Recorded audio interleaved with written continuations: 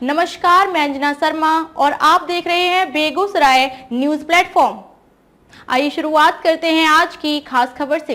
TET STET उत्तीर्ण नियोजित शिक्षक संघ द्वारा प्रदर्शन, शिक्षक नियमावली की प्रतियां जलाई। बेगूसराय में टीईटी और एसटीईटी उत्तीर्ण नियोजित शिक्षक संघ गोपगुट के द्वारा जिला शिक्षा कार्यालय के समक्ष जोरदार प्रदर्शन किया गया। इस दौरान शिक्षकों ने बिहार सरकार द्वारा जारी नियमावली की प्रति भी जलाई।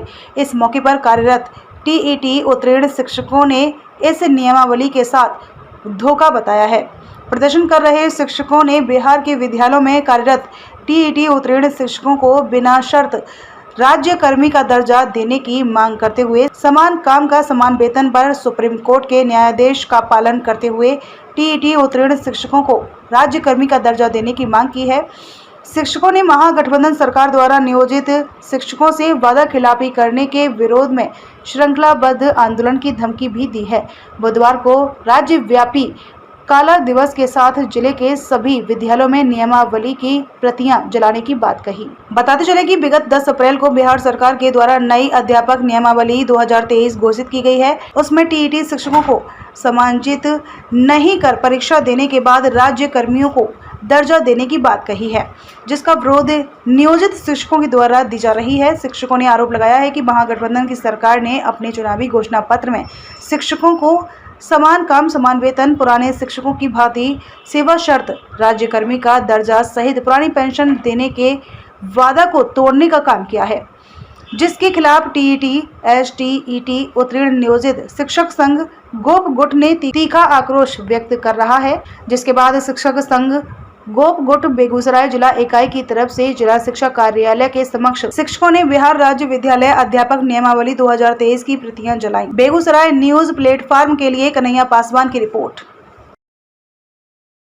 दरअसल हम लोगों का कल जो 10 तारीख को बिहार सरकार ने अध्यापक नियुक्ति नियमावली जारी की है, जिसमें सरकार लगातार हम लोगों की 2015 से मांग की स्थानांतरण की, सहायक शिक्षक के दर्जा की, राज्यकर्मी के दर्जा की, जिसको लेकर के सरकार बारंबार नियमावली में परिवर्तन करती रही। 2020 से वह शर्त लाई, उसको भी लागू नहीं कर पाई और 7वां चरण के शिक्षकों के नियोजन के लिए केंद्रीयकृत प्रणाली की बात करके, जहां उन्हें केवल नियोजन इकाइयों को समाप्त करके जिला संवर्ग घोषित करना था और पूर्व से जो विद्यालयों में पात्रताधारी शिक्षक कार्यरत थे उन्हें राज्यकर्मी का दर्जा घोषित करते हुए जिला संवर्ग में शामिल करना था। लेकिन सरकार ने, जो महागठबंधन सरकार है, राजद के घोषणा पत्र में ये बातें शामिल थी। उन्होंने जो कल जारी किया है नियमावली, उसमें बिहार के 4 लाख नियोजित शिक्षकों के साथ धोखा किया है और केवल सीधे परीक्षा के माध्यम से, जिसमें हम शिक्षकों को भी केवल 3 मौका उस परीक्षा में बैठने के लिए दिया जाएगा और हम लोग स्थानीय निकाय के शिक्षक बने रहेंगे। हमें राज्यकर्मी नहीं माना जाएगा, हमें सहायक शिक्षक का दर्जा नहीं दिया जाएगा। हम लोग इसी के खिलाफ बिहार सरकार की जो कल जारी हुई नियमावली है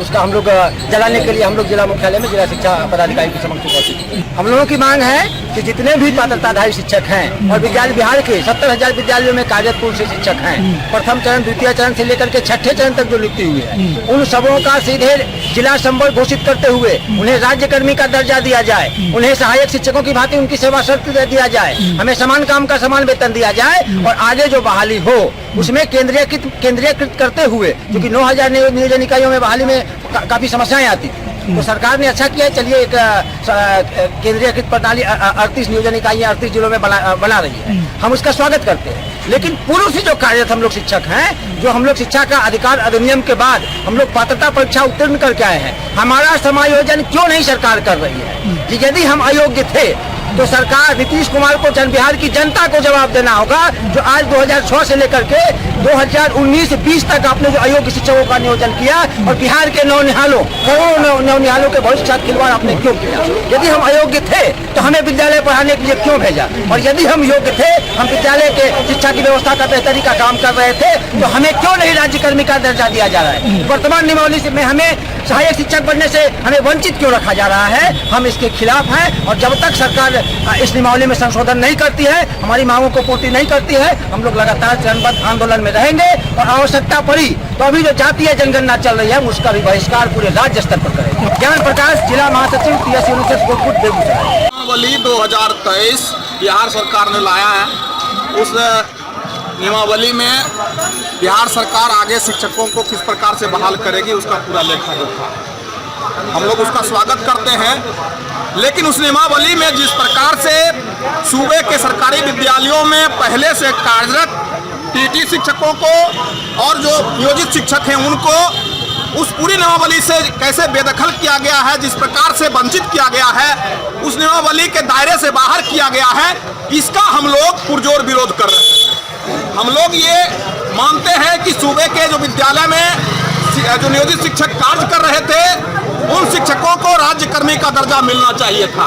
उन शिक्षकों को राज्यकर्मी का दर्जा देते हुए तदनुरूप जो सेवा शर्त है वो सेवा शर्त मिलना चाहिए था। लेकिन सरकार सिरे से 2003 के बाद से 2022 तक के जो भी बहाल शिक्षक हैं जो सूबे के सरकारी विद्यालयों को संभाले हुए हैं उन तमाम शिक्षकों को यह सरकार उस पूरे नियमावली से बेदखल कर रही है और एक नया कैडर जो है वो बिहार सरकार सामने ला रही है। ये पूरा कैडर का खेल चल रहा है। हम लोगों को कहा गया कि आप लोग सहायक शिक्षक इसलिए नहीं बन सकते हैं क्योंकि सहायक शिक्षक का कैडर डाइंग हो चुका है। अब हम लोगों को ये कहा जा रहा है कि आप लोग अब डाइंग कैडर में हैं, हम लोग अब एक नया कैडर बना रहे हैं। तो हम जो बिहार के शिक्षक हैं, बिहार की नीतीश सरकार से ये पूछना चाहते हैं कि सरकार को यह जवाब देना चाहिए कि अगर बिहार के भीतर 2003 के बाद से 2011 के बाद से जो शिक्षक बहाल हुए हैं वो शिक्षक योग्य हैं तो उनको राज्यकर्मी का दर्जा क्यों नहीं, और अगर वो शिक्षक अयोग्य हैं तो फिर बिहार की नीतीश सरकार उन अयोग्य शिक्षकों के जरिए बिहार के लाखों लाख करोड़ों जनता के साथ धोखाधड़ी करने का काम किया है। या तो बिहार के मुख्यमंत्री नीतीश सरकार बिहार के करोड़ों करोड़ जनता से माफी मांगे कि पिछले 20 वर्षों से वो अयोग्य शिक्षकों के भरोसे बिहार की जनता के बच्चों को छोड़े हुए थे, इस बात की माफी मांगे, या फिर जो बिहार हम इसी मसले को लेकर के संघर्ष के मैदान में हैं, हम लड़ेंगे। लगातार श्रृंखलाबद्ध आंदोलन का एक पूरा माहौल बन रहा है। बिहार के नियोजित शिक्षक पूरी चट्टानी एकता के साथ में भी संभव है। हम लोग आने वाले दिनों में जनगणना का जो हम लोगों के ऊपर दायित्व दिया जा रहा है उस मसले पर भी तमाम व्यापक शिक्षकों से बातचीत चल रही है। हम जनगणना के बहिष्कार तक की दिशा में बढ़ने के मसले पर आगे बढ़ने के बारे में सोच रहे हैं। और विकास प्रदेश कोषाध्यक्ष TSU नेशस को बिहार। खबरों में अब तक के लिए बस इतना ही। फिर होगी आपसे मुलाकात ऐसी एक खास खबर के साथ। तब तक के लिए नमस्कार और देखते रहिए बेगूसराय न्यूज प्लेटफॉर्म।